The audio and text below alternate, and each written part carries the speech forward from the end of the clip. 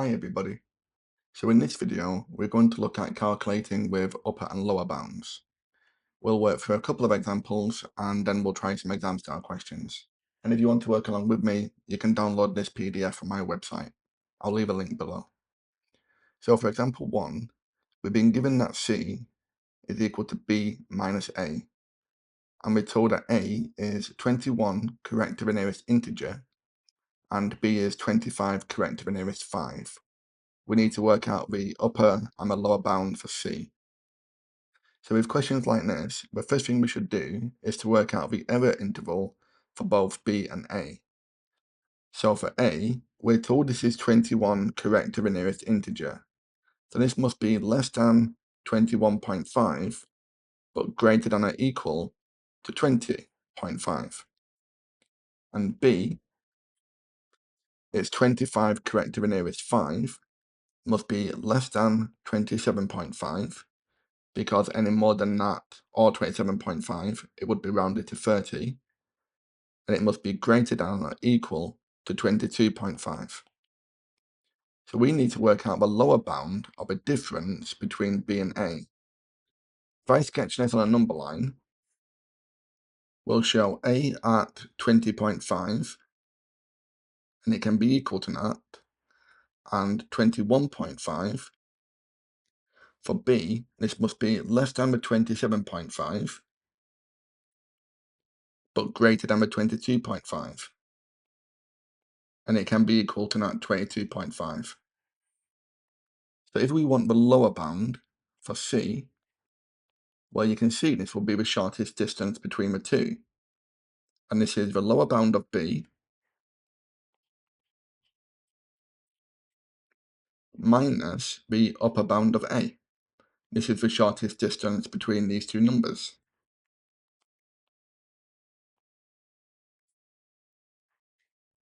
So we'll have 22.5 minus the 21.5.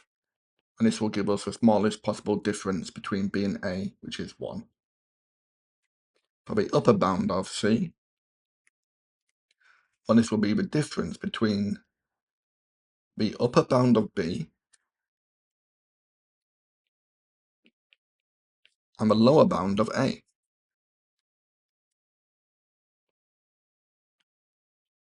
So we'll have 27.5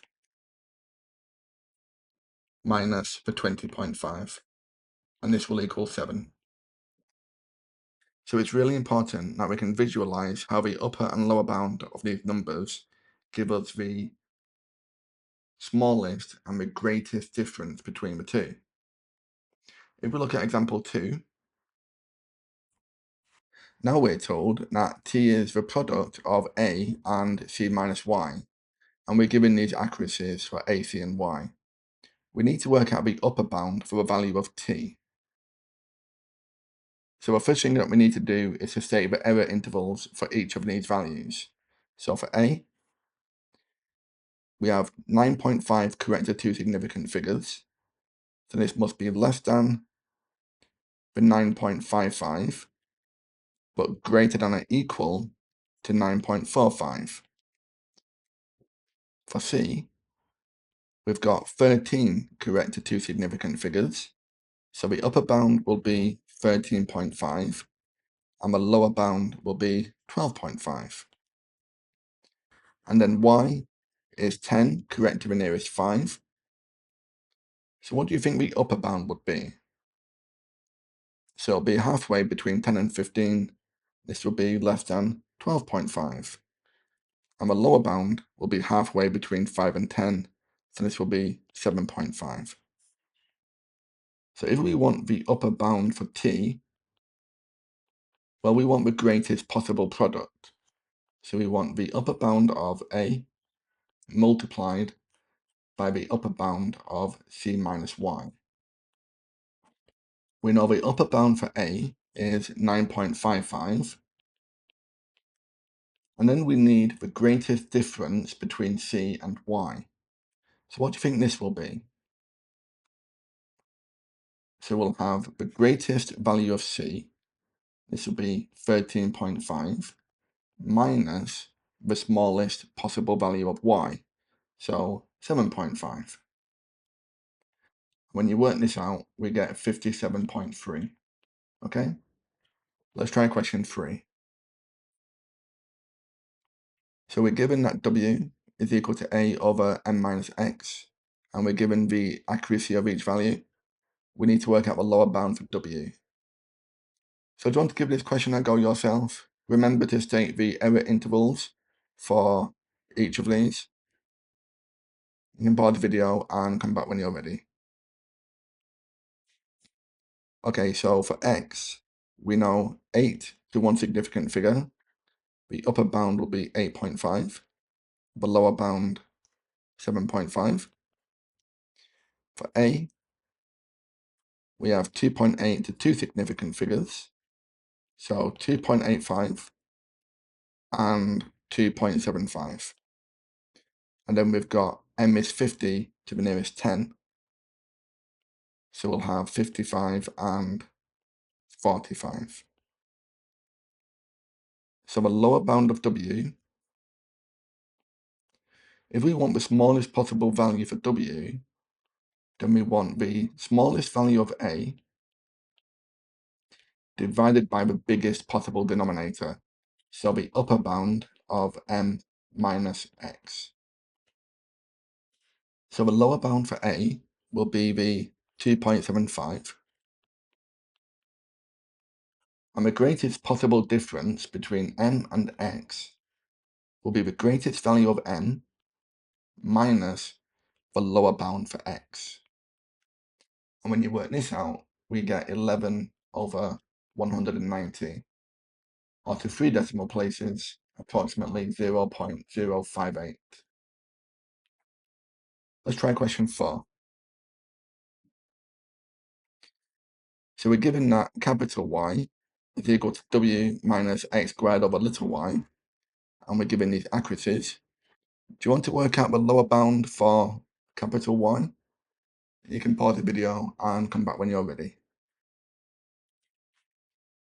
Okay, so how did you get on with that?